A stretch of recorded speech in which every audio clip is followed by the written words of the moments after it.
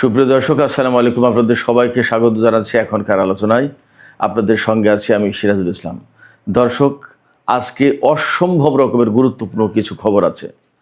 অস্ত্রের অভাবে মার্কিন প্রেসিডেন্ট ডোনাল্ড ট্রাম্প ইরানের বিরুদ্ধে যুদ্ধ বন্ধ করতে বাধ্য হয়েছেন। শুক্রবার মিটিং করেছেন হোয়াইট হাউসে। সেখানে গুরুত্বপূর্ণ সব মন্ত্রী, মিনিস্টার, ভাইস প্রেসিডেন্ট এবং মার্কিন সামরিক বাহিনীর প্রধান ছিলেন। যুদ্ধ চালাতে চেয়েছিলেন Donald Trump. JD Vance, vice president এবং সেনাপ্রধান উদ্বেগ প্রকাশ করেছেন। তারপরে যুদ্ধ বন্ধ করতে বাধ্য হয়েছেন ডোনাল্ড ট্রাম্প। এপাশে তিনি চীন এবং রাশিয়াকে হুমকি দিচ্ছেন তারা যেন ইরানের পক্ষে যুদ্ধে না জড়ায়। তার মানে তিনি কি ভয় পাচ্ছেন এই মুহূর্তে চীন এবং রাশিয়া আমেরিকার বিরুদ্ধে সরাসরি অথবা ইরানকে আরও অস্ত্র দিয়ে জড়িয়ে যায়? এদিকে ইরান তালিকা প্রকাশ করেছে।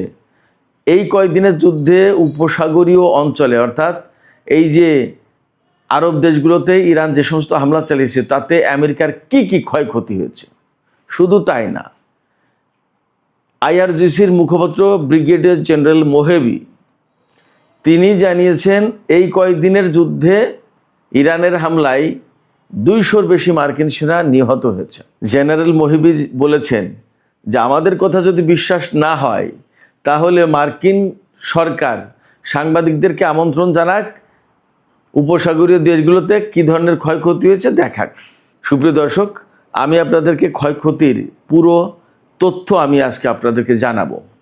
এপাশে ইরান ঘোষণা দিয়েছে তাদের হাতে 50,000 খাইবার শেখার ক্ষেপণাস্ত্র আছে, যেটা হাইপারসনিক ক্ষেপণাস্ত্র, যার গতি প্রতি ঘন্টায় 19,500 কিলোমিটার। আর পাল্লা, সেটা বিস্তারিত তথ্য জানাচ্ছি।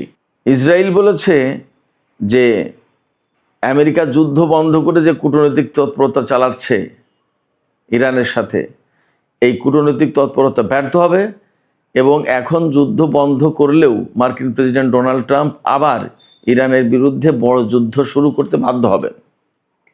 তার মানে ইসরায়েলের পক্ষ থেকে কিন্তু একটা উস্কানি আছে। এপাশে ইরান জানিয়েছে আমেরিকা এরই মধ্যে 3 দফা প্রস্তাব দিয়েছে যুদ্ধবিরতির জন্য 3টা দেশের মাধ্যমে। ইরান প্রত্যেকটা প্রস্তাব নাকচ করে দিয়েছে। এই 3 দেশ কারা কারা ইরানের কাছে আমেরিকার পক্ষ থেকে যুদ্ধবিরতির প্রস্তাব নিয়ে গেল, এই সমস্ত তথ্য আজকের বিস্তারিত আলোচনায় জানাবো। দর্শক, আপনারা শুধু সঙ্গে থাকুন। আর ভিডিও ভালো লাগলে লাইক, কমেন্ট, শেয়ার করবেন এবং চ্যানেলটি সাবস্ক্রাইব করে সাথেই থাকবেন। দর্শক, চলুন বিস্তারিত আলোচনা করে। একদম শুরুতেই বলেছিলাম মার্কিন প্রেসিডেন্ট ডোনাল্ড ট্রাম্প গত 2 দিন, অর্থাৎ মার্কিন বাহিনী গত 2 দিন ইরানের বিরুদ্ধে কোনো যুদ্ধ করছে না। একেবারে হঠাৎ করে কি হয়ে গেল? চুপ কেন তারা? আমি নিজেও খুঁজছিলাম যে ব্যাপারটা কি, যুদ্ধ নেই কেন, তারা চুপ হয়ে গেল কেন? কিন্তু শেষমেশ তথ্য এসেছে। মার্কিন গণমাধ্যম Axios, new York Times, CNN সবাই বলছে একই কথা। অস্ত্রের অভাবে, গোলা বারুদের অভাবে ডোনাল্ড ট্রাম্প আর ইরানের বিরুদ্ধে এই মুহূর্তে যুদ্ধ করতে চাইছেন না। এতটাই কমে গেছে যে অল্প কিছুদিনের ভিতরে তার টোটাল ভান্ডার ফুরিয়ে যাবে। নট অনলি দ্যাট, আমেরিকার কর্মকর্তারা বলছেন যে পেট্রিয়ট ক্ষেপণাস্ত্র ব্যবস্থার যে ইন্টারসেপ্টার এতটাই কমে গেছে যে মানে আর চলা সম্ভব না, আর 1-2 পা গেলেই শেষ। এর ভেতরে শুক্রবারে, আজকে তো রোববার, শুক্রবারে মার্কিন প্রেসিডেন্ট ডোনাল্ড ট্রাম্পের অফিসে, হোয়াইট হাউসের অফিসে মিটিংয়ে বসেছিলেন প্রেসিডেন্ট ডোনাল্ড ট্রাম্প, যুদ্ধমন্ত্রী Pete Hegseth, vice president JD Vance, সেনাপ্রধান ড্যান কেইন সহ সব গুরুত্বপূর্ণ মন্ত্রী কর্মকর্তারা। সেখানে ডোনাল্ড ট্রাম্প ইরানের বিরুদ্ধে বড় অভিযান চালানোর কথা বলছিলেন। আমি যে বলছিলাম যে মধ্যপ্রাচ্যে 100 রিফুয়েলিং ট্যাঙ্কার আনা হয়েছে, ইরানের বিরুদ্ধে হয়তো অনেক বড় অভিযান চালাবে, অনেক বড় যুদ্ধ শুরু করবে, সেইটাই শুরু করতে চেয়েছিলেন এবং সেই ব্যাপারে আলাপ আলোচনার জন্য ডেকেছিলেন মার্কিন প্রেসিডেন্ট ডোনাল্ড ট্রাম্প। কিন্তু সেখানে সরাসরি ভাইস প্রেসিডেন্ট জেডি ভ্যান্স এবং সেনাপ্রধান, মার্কিন জয়েন্ট চিফস অফ স্টাফের চেয়ারম্যান যিনি জেনারেল ড্যান কেইন, এই দুইজন ব্যক্তি উদ্বেগ প্রকাশ করেছেন। মার্কিন গণমাধ্যমে খবর এসছে তারা উদ্বেগ প্রকাশ করেছেন, কিন্তু এই উদ্বেগ প্রকাশ করা মানে কি জানেন? এই উদ্বেগ প্রকাশ করা মানে হচ্ছে তারা যুদ্ধের বিরোধিতা করেছে। বলছে যে এই ধরনের যুদ্ধ করতে গেলে কি কি প্রবলেম হতে পারে সেই কথা তারা তুলে ধরেছেন। তার ভিতরে হয়তো এইরকম বলেছেন যে অস্ত্রের ভাণ্ডার এই অবস্থায় যদি ইরান টিকে যায়, এই হামলা মোকাবেলা করে টিকে যায়, তখন আপনার বাহিনী পারস্য উপসাগর থেকে পালাতে পারবে কিনা, কারণ তারা তো তখন অস্ত্রশূন্য হয়ে পড়বে। শুধু তাই না, গতকালকে অথবা পরশু দিনের একটা ভিডিওতে বলেছি না, IRGC বলেছে ভারত মহাসাগরে অবস্থানরত মার্কিন যুদ্ধজাহাজ থেকে ক্ষেপণাস্ত্র ছোড়ার মতো কোনো ক্ষেপণাস্ত্র তাদের হাতে নেই। মানে এতটাই ক্ষয়ক্ষতির মুখে। আমি আপনাদেরকে জানাচ্ছি বিস্তারিত তথ্য কি কি ক্ষতি হয়েছে। তো যখন জেডি ভ্যান্স এবং জেনারেল ড্যান কেইন, তিনি তো সেনাপ্রধান, টোটাল সামরিক বাহিনীর প্রধান, তিনি জানেন না তার বাহিনীর কি সক্ষমতা, তার বাহিনীর হাতে কি আছে এবং তারা কি করতে পারে। তারা এই যুদ্ধে বিরোধিতা করেছে। বিরোধিতার মুখে সেই বড় অভিযানের সিদ্ধান্ত অফ রাখা হয়েছে। আচ্ছা ঠিক আছে থাক। এর ভিতরে ডোনাল্ড ট্রাম্প কূটনীতির জন্য 3 দেশের মাধ্যমে ইরানের কাছে প্রস্তাব দিয়েছে যে যুদ্ধবিরতি করা হোক, কিন্তু ইরান সরাসরি নাকচ করেছে। কোনো যুদ্ধবিরতি আমেরিকার সাথে এখন আর হবে না। কোন কোন দেশ এই যুদ্ধবিরতির প্রস্তাব নিয়ে গেছে আমি বলছি, তার আগে আরেকটু বলি। এই যে যুদ্ধবিরতির প্রস্তাবের জন্য কূটনৈতিক তৎপরতা চালাচ্ছে ডোনাল্ড ট্রাম্প, পাশাপাশি বড় যুদ্ধের হুমকি দিচ্ছে, আবার শুক্রবারে ইরানের বিরুদ্ধে হামলা বন্ধ রাখলো। শুক্র শনি 2 দিন বন্ধ, এই 2 দিন হামলা হয়নি, যুদ্ধ বন্ধ রেখেছে। এর ভিতরে রাশিয়া এবং চীনকে ডোনাল্ড ট্রাম্প হুমকি দিচ্ছেন যে এই 2 দেশ যদি ইরানের পক্ষে যুদ্ধে জড়ায় তাহলে কিন্তু তাদের খুব খারাপ অবস্থা হবে। এটা এটা এটা খুব হাস্যকর ব্যাপার না? একাই ইরানকেই তো মোকাবেলা করতে পারছে না, চীন রাশিয়াকে কি হুমকি দিচ্ছে? এটা কি এক ধরনের বালখিল্যপনা না? এটা কি কোনো যৌক্তিক কথা? যাই হোক, এই যে হুমকি দিচ্ছে, এই হুমকি দেওয়ার মানে হচ্ছে হুমকি দিয়ে দূরে দূরে রাখার চেষ্টা করছে। কিন্তু দুনিয়ার মানুষ তো সবাই ডোনাল্ড ট্রাম্পের মতো এরকম মোটা বুদ্ধির লোক না। কিছু লোক তো আছে চিকন বুদ্ধির, যারা ডোনাল্ড ট্রাম্পের এই পলিটিক্স, এই কৌশল বোঝে না। তো আবার হতে পারে যে সত্যি সত্যি সে ডোনাল্ড ট্রাম্প ভয় পাচ্ছে যে যদি চীন এবং রাশিয়া এই মুহূর্তে জড়ায় যায় তাহলে আমার উপায় কি? ইরানকেই তো সামাল দেওয়া যাচ্ছে না, সেক্ষেত্রে চীন রাশিয়া জড়ালে উপায় কি? তার চেয়ে বড় কথা যে চীন রাশিয়াকে মোকাবেলা করার মতো তো কোনো অস্ত্রই নেই। তাহলে এই জায়গায় একটা কথা আমি বলে রাখি, ইউক্রেন এবং রাশিয়ার যে সিচুয়েশন চলছে তাতে এখন ইউক্রেন খুব বিপদে পড়ে যাবে মনে হচ্ছে, মোটামুটি বোঝা যাচ্ছে। আর এই যে ইসরায়েল বললো না যে ডোনাল্ড ট্রাম্প যদিও যুদ্ধ বন্ধ রেখেছে একতরফা এবং তিনি কূটনৈতিক তৎপরতা চালাচ্ছে ইরানের সাথে একটা যুদ্ধবিরতি করা যায় কিনা, ইসরায়েলের টাইমস অফ ইসরায়েলের খবর এসছে ইসরায়েল সরকার এভাবে ভাবছে যে আমরা শিওর ডোনাল্ড ট্রাম্প এখানে ব্যর্থ হবে, তার মানে ইরান এই যুদ্ধবিরতির প্রস্তাব মানবে না, তার মানে ডোনাল্ড ট্রাম্পকে তখন আবার যুদ্ধ করতে হবে। এটা কিন্তু ডোনাল্ড ট্রাম্পের সামনে একটা বিকল্প পথ দেখিয়ে দেওয়ার চেষ্টা, কৌশলে ইসরায়েলের এটা একটা কৌশল। এটাকেই আপনারা সহজ ভাষায় উস্কানি বলতে পারেন, উস্কানি বলেন আর কৌশল পথ দেখিয়ে দেওয়ার ব্যবস্থা করে যে এই পথে যাও, যাই বলেন। তো এটা কেন করছে ইসরায়েল করছে এই কারণে, ইসরায়েল দেখছে যে আমেরিকার মতো শক্তিকে এইভাবে কোণঠাসা করে ফেলেছে ইরান। আমেরিকা যদি এখান থেকে যুদ্ধ না করে পিছিয়ে যাও মানে কি, তাহলে মধ্যপ্রাচ্যে এই ঘাঁটিগুলো নির্মাণ করতে পারবে না, এই ঘাঁটিতে সেনা থাকতে পারবে না এবং থাকার কোনো পরিস্থিতি থাকবে না। ইরান মধ্যপ্রাচ্যের শক্তিশালী মহাপরাক্রমশালী দেশ হিসেবেই এখানে টিকে থেকে মাথা উঁচু করে দাঁড়াবে এবং সে চলাফেরা করবে। তখন সবার জন্য বিপদ, আমেরিকার পক্ষে যারা। তাহলে কি করতে হবে? অতএব আরেকবার যুদ্ধ করে অ্যাট এনি কস্ট ইরানকে যুদ্ধের ভিতরে রেখে ক্ষতিগ্রস্ত করে দিতেই হবে। এইরকম চেষ্টা তদবির তারা চালাচ্ছে। কেন চালাচ্ছে? তারা ভয় পাচ্ছে যে ইরান যদি টিকে যায়, আমেরিকা যদি হেরে যায়, তাহলে ইসরায়েলের অস্তিত্ব নিয়ে টানাটানি পড়বে। ইসরায়েল সত্যি সত্যি মহা টেনশনে আছে। এবার আসুন, আমি আপনাদেরকে কথা দিয়েছিলাম যে আমেরিকার কি কি ক্ষয়ক্ষতি করতে পেরেছে ইরান, সেই তালিকা প্রকাশ করেছে। সেই তালিকাটাই আমি আপনাদেরকে একটু শোনাই, আপনারা একটু শোনেন।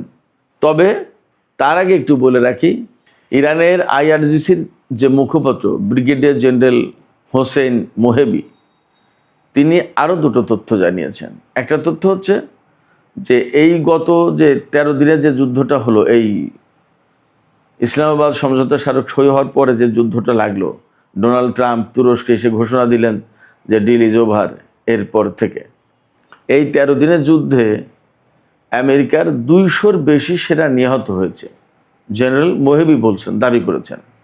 এবং তিনি বলছেন যে আহত সেনার পরিমাণ আরও অনেক বেশি, কিন্তু মার্কিন সরকার এই তথ্য গোপন করছেন। এটা গেলে একটা তথ্য। আরেকটা হচ্ছে ইরানের হাতে 50,000 খাইবার শেখান ক্ষেপণাস্ত্র রয়েছে, যার পাল্লা হচ্ছে 2450, অর্থাৎ 2450 কিলোমিটার দূরে গিয়ে আঘাত হানতে পারে। এই ক্ষেপণাস্ত্র দিয়ে ইউক্রেনে আঘাত আনা সম্ভব। যাই হোক, তো ইরানের হাতে 50,000 খাইবার শেখান ক্ষেপণাস্ত্র আছে, হাইপারসনিক ক্ষেপণাস্ত্র। ছোট বড় মিলিয়েই কোনোটার 500 কেজি ওয়ারহেড বহনের ক্ষমতা আছে, কোনোটার 1500। ছোট বড় মিলে খাইবার শেখানের সবচেয়ে কম পাল্লা যেটা, সেটা হচ্ছে 1450 কিলোমিটার থেকে 2450 কিলোমিটার। 2000 পাল্লার ক্ষেপণাস্ত্র আছে এই খাইবার শেখান।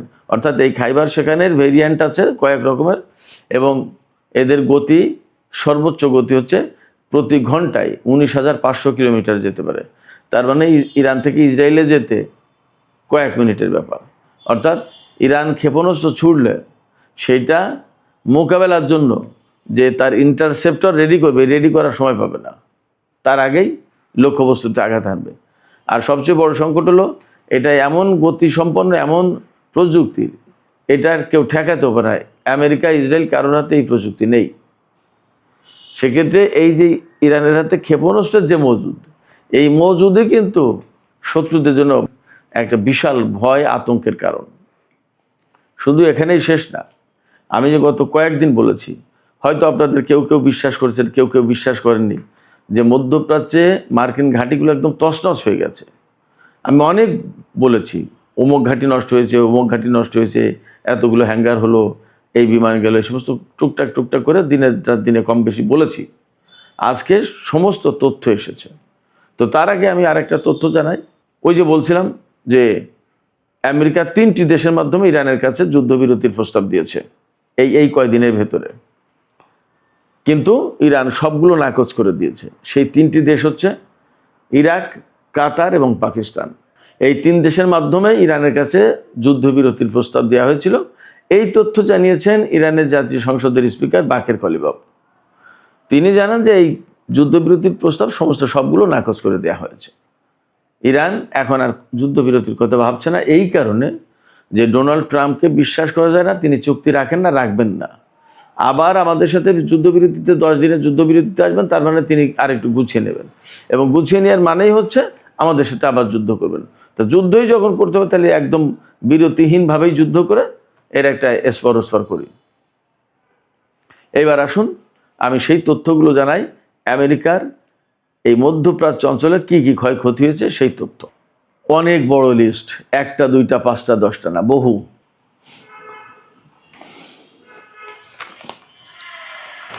আমি প্রথমে বিমান সংক্রান্ত খোঁজ খবর দিয়ে শুরু করি। 11টি যুদ্ধ বিমান ও হেলিকপ্টার এই কয়েকদিনে ধ্বংস হয়েছে। তারপরে 17টি গোয়েন্দা ও অপারেশনাল ড্রোন। হ্যাঙ্গারে থাকা একটি F-15 যুদ্ধ বিমান জর্দানে, আমি গত 2 দিন বা 3 দিন আগে বলেছিলাম। একটি P-8 বিমান সম্ভবত কমান্ড অ্যান্ড কন্ট্রোল সেন্টার হিসেবে কাজ করে, নজরদারিও চালায় সম্ভবত এটা। 8টি রিফুয়েলিং ট্যাঙ্কার, 8টি, 1টা 2টো না, আমি বলেছিলাম এর আগে। 4টি ভারী হেলিকপ্টার, 4টি, 6টি সংরক্ষিত ক্ষেপণাস্ত্র, সংরক্ষিত ক্ষেপণাস্ত্র বলতে আমি শিওর না, বাট 6টি সংরক্ষিত ক্ষেপণাস্ত্র বলেছে। 7টি কমান্ড অ্যান্ড কন্ট্রোল সেন্টার, 3টি স্যাটেলাইট যোগাযোগ ব্যবস্থা, 6টি পেট্রিয়ট ক্ষেপণাস্ত্র প্রতিরক্ষা ব্যবস্থা। এই পেট্রিয়ট কিন্তু শুধুমাত্র ক্ষেপণাস্ত্র না, ড্রোন, বিমান, সমস্ত সব কিছুকেই প্রতিরক্ষা অর্থাৎ ধ্বংস করতে পারে।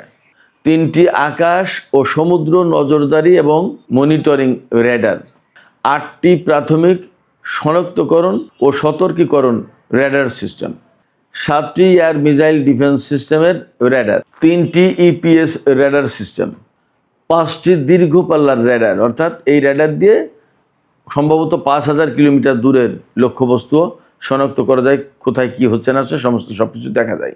2টি এয়ার ডিফেন্স রেডার, 1টি কৌশলগত রেডার কমপ্লেক্স, 3টি সহায়তা ও লজিস্টিক কেন্দ্র, 12টি জ্বালানি সংরক্ষণ ট্যাঙ্ক অর্থাৎ তেল দেখার ট্যাঙ্ক 12টি, নৌযান অর্থাৎ যুদ্ধজাহাজ এবং বিমানের যন্ত্রাংশ, পার্টস অ্যান্ড স্পেয়ার এগুলো রাখার 17টি সংরক্ষণাগার, 17টি, 6টি ক্ষেপণাস্ত্র গুদাম, মিসাইল ডিপো 6টি, অর্থাৎ ভারত মহাসাগরের যুদ্ধজাহাজগুলোর মিসাইল যে কমে গেছে, ফুরিয়ে গেছে, কোথা থেকে এই ধ্বংস করে দিয়েছে।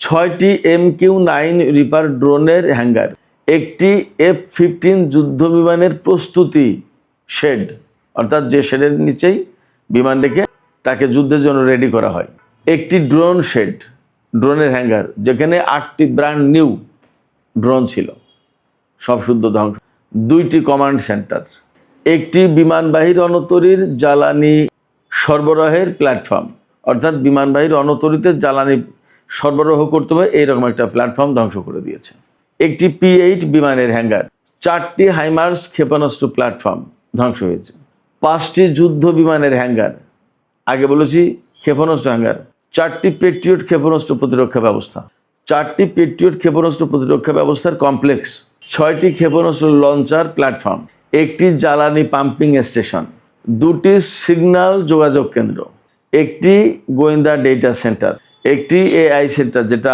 বাহরাইনে ছিল, অ্যামাজনের যে ডেটা সেন্টার এটা ধ্বংস হয়ে গেছে, 1টি রিমোট কন্ট্রোলড নৌযান সংরক্ষণ কেন্দ্র, অর্থাৎ এই নৌযান রিমোট কন্ট্রোলের মাধ্যমে কন্ট্রোল করা যায়, এইরকম একটা সংরক্ষণ কেন্দ্র ধ্বংস হয়ে গেছে, 4টি যুদ্ধ বিমানের হ্যাঙ্গার ধ্বংস হয়েছে, 6টি বিমান উড্ডয়ন এবং পার্কিং র্যাম্প এই মোটামুটি ধ্বংস হয়েছে।